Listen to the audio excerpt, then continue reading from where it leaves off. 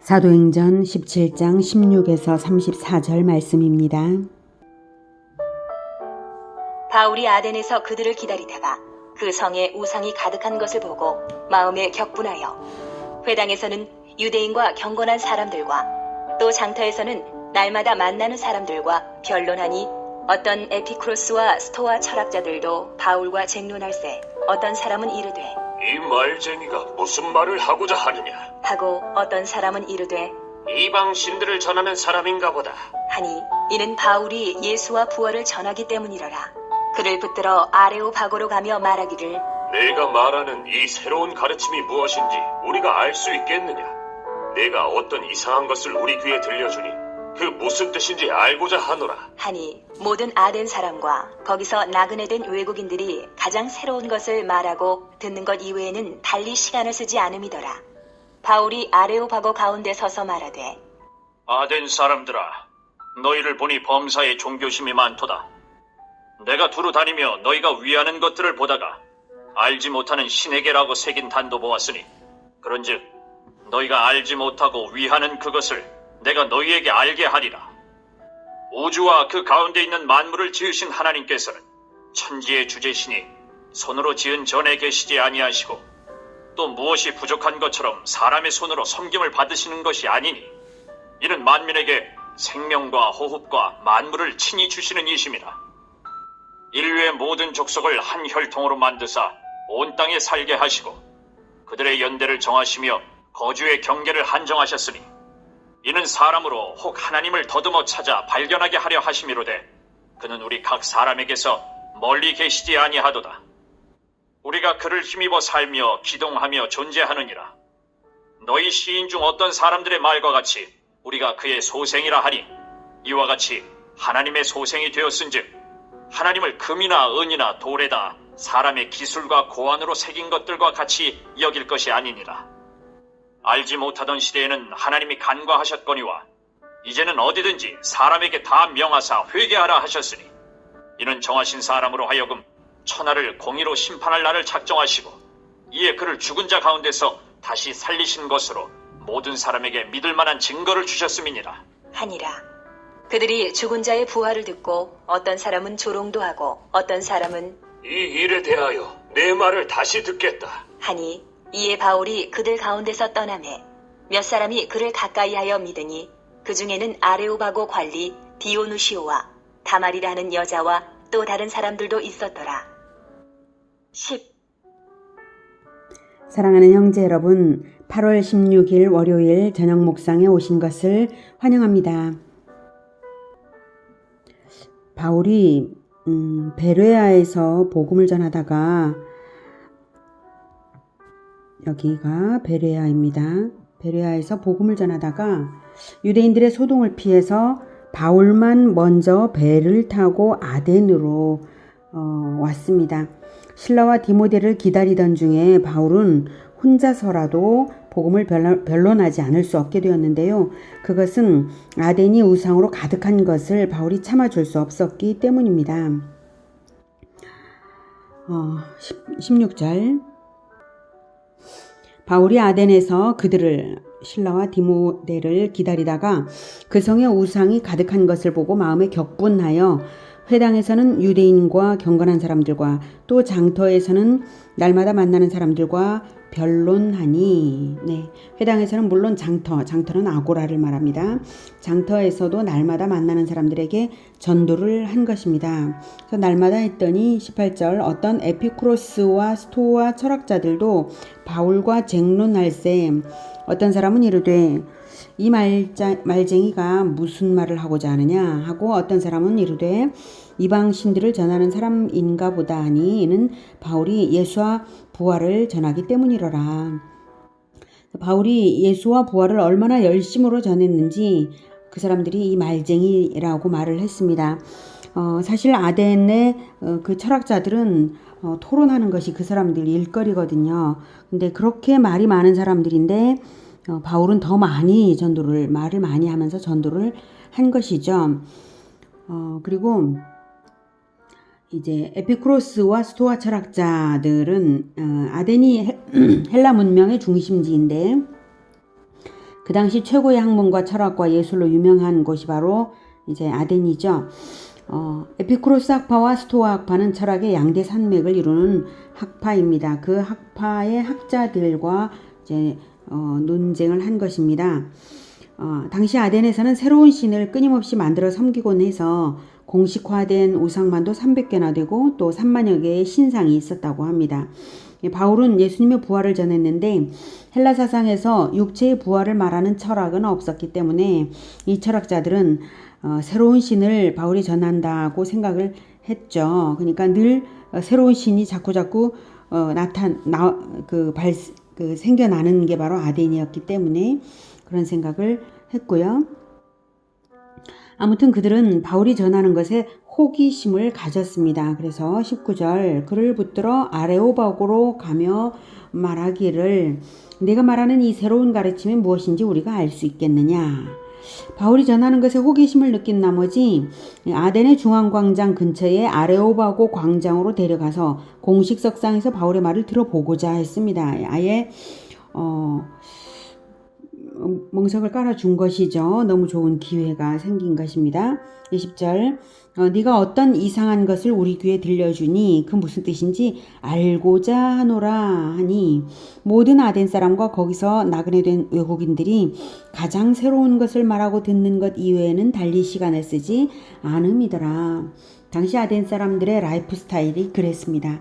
가장 새로운 것에 대한 관심이 대높았죠. 이런 그들이 스타일 덕에 아주 좋은 기회를 바울이 얻어서 전도를 아예 이제 대놓고 하게 되었습니다. 22절 바울이 아레오바고 가운데 서서 말하되 아덴 사람들아 너희를 보니 범사의 종교심이 많도다. 내가 두루 다니며 너희가 위하는 것들을 보다가 알지 못하는 신에게라고 새긴 단도 보았으니 그런즉 너희가 알지 못하고 위하는 그것을 내가 너희에게 알게 하리라. 이렇게 도입이 참 좋죠. 그들의 특성과 행동을 사용해서 복음을 전하기 위한 접근을 아주 잘하고 있습니다. 너희들이 위하는 그 알지 못하는 신이 바로 하나님이신데 내가 알려주겠다 이거죠. 24절 우주와 그 가운데 있는 만물을 지으신 하나님께서는 천지의 주제시니 손으로 지은 전에 계시지 아니하시고 또 무엇이 부족한 것처럼 사람의 손으로 섬김을 받으시는 것이 아니니 이는 만민에게 생명과 호흡과 만물을 친히 주시는 이심이라. 네, 하나님이 어떤 분이신지를 선포합니다. 만물의 창조주이시고 생명을 주시고 유지시키시는 분이시라고 하죠. 무에서 유를 창조하신 분이시므로 어떤 도움도 받을 필요가 없으시고 오히려 모든 것을 제공하시는 스스로 완전하신 분이시다 이겁니다. 헬라의 모든 신들과는 차원이 다르죠. 26절 인류의 모든 족속을 한 혈통으로 만드사 온 땅에 살게 하시고 인류 전체가 한 사람 아담에게서 나온 한 혈통이므로 인류의 모든 족속이 하나님께서 지으신 존재인 것입니다.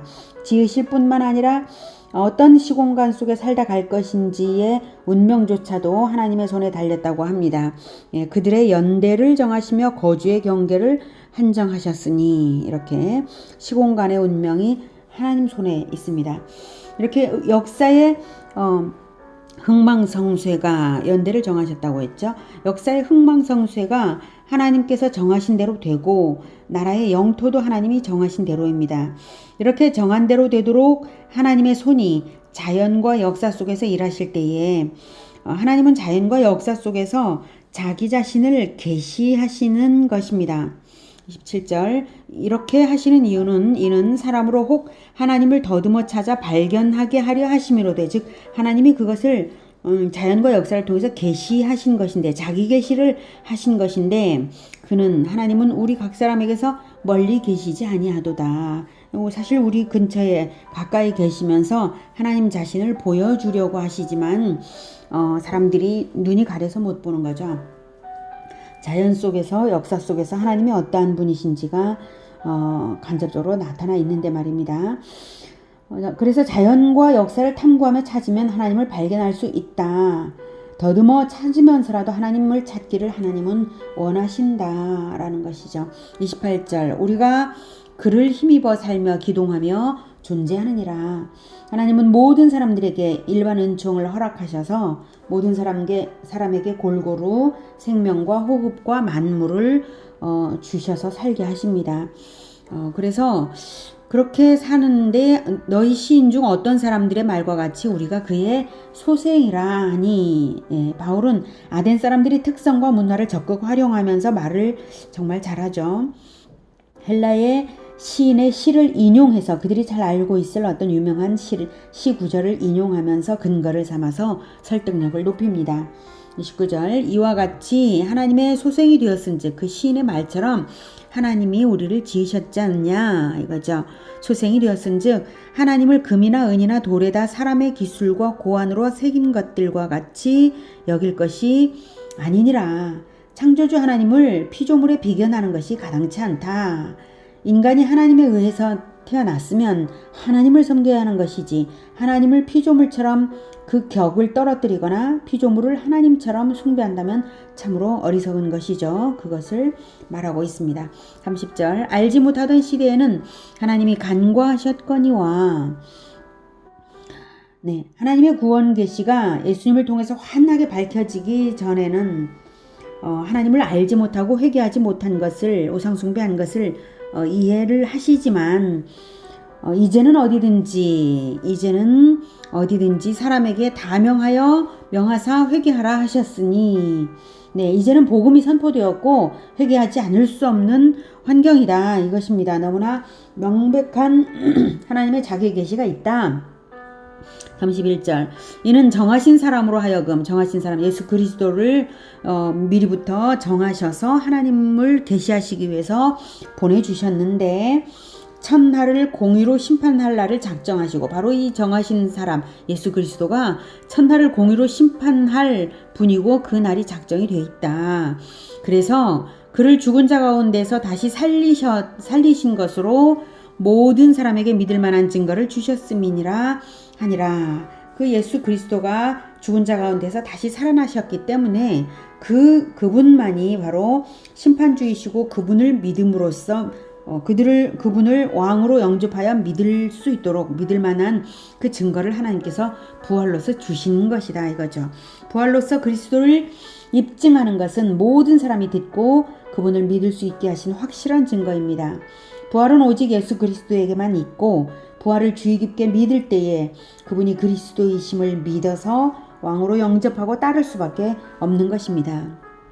32절 그들이 죽은 자의 부활을 듣고 어떤 사람은 조롱도 하고 어떤 사람은 이 일에 대하여 내 말을 다시 듣겠다 하니 이에 바울이 그들 가운데서 떠나매 몇 사람이 그를 가까이 하여 믿으니 그 중에는 아레오바고 관리 디오누시오와 다마리라 하는 여자와 또 다른 사람들도 있었더라. 전도의 결과는 언제나 성공적이지만은 않습니다. 그러나 전도의 열매는 반드시 있습니다. 이렇게 소수일지라도 가까이 하여 믿는 자가 생기면 그들로 인한 파급 효과는 어떻게 나타날지 알 수 없는 일이죠. 오늘 우리는 혼자서라도 대중 설교를 하고 용감하게 대중을 설득하며 복음을 전하는 바울을 만났습니다. 그리고 하나님께서 만물과 역사 속에서 시공간 속에 존재하는 모든 자들의 운명을 쥐고 계시면서 당신을 더듬어 찾기를 원하시는 그 하나님을 만났습니다. 하나님은 하나님을 예수 그리스도로서 보여주셨습니다. 예수 그리스도의 능력과 섬김과 가르침과 고난과 부활은 하나님을 보여주는 것입니다. 우리가 만물과 역사를 아무리 더듬어도 찾아보기 힘든 우리가 찾아낼 능력이 없는 그런 그 하나님을 보여주시기 위해서 주님이 내려오셔서 죽으신 것입니다. 예수님을 더욱 배워 알아가면서 하나님의 소생으로서 하나님의 형상을 회복하는 우리 모두가 되기를 축복합니다. 그리고 또한 바울처럼 담대하게 하나님 편이 되어서 부지런히 전도하여 말하고 또 담대하게 복음을 전하는 우리 모두가 되기를 축복합니다. 기도하겠습니다. 하나님께서 우리에게 하나님을 보여주시려고 예수님을 보내어 주시니 정말 감사합니다. 우리가 예수님을 보고 배울 때 하나님의 자녀로서 하나님의 형상을 회복하는 것인 줄을 믿고 또한 따르고 있습니다. 그러나 하나님, 우리가 여전히 어리석어서 하나님의 말씀을 배울 때도 잘 깨닫지 못할 때도 있습니다. 주님, 우리에게 성령으로 충만케 하여 주셔서 예수 그리스도를 날마다 더욱 만나게 하여 주시옵소서. 그래서 예수 그리스도를 통하여 하나님을 풍성하게 알아가고 그 형상 회복될 수 있도록 우리에게 역사하여 주시옵소서. 예수님의 이름으로 기도드립니다. 아멘. 이어지는 시간은 개인 기도 시간입니다.